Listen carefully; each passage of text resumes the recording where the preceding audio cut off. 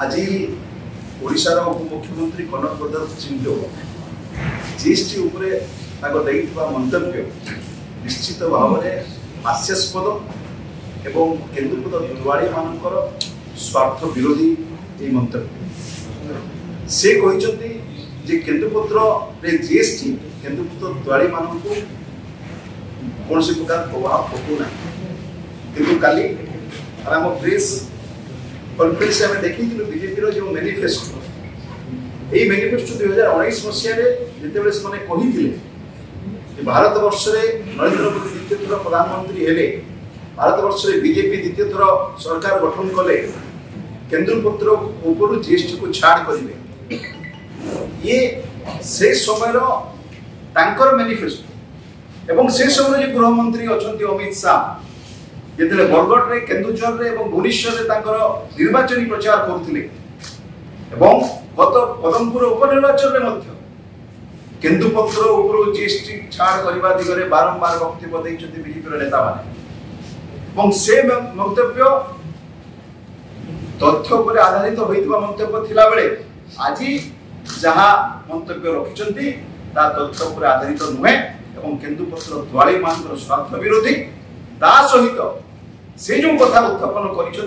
राज्यर स्वार्थर कथा कहवा जाई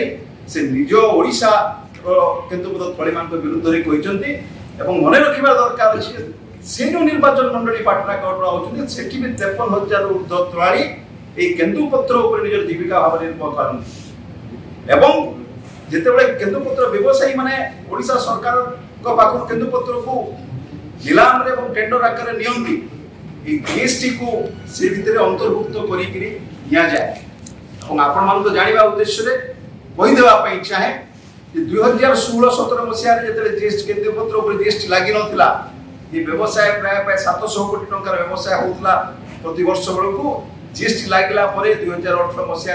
प्रत्येक वर्ष यार व्यवसायिक परिमाण कमी कमी जाऊँगी जहाँ गत वर्ष प्राय 530 कोटी पहुंची जाइए 700 कोटी व्यवसाय सहित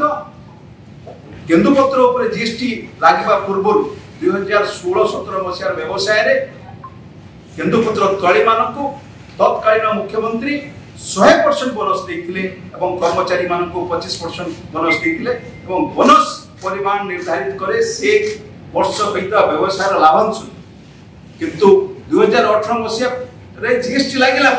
केवल केन्दुपत्र व्यवसाय 700 कोटी 550 कोटी पहुंची नुहे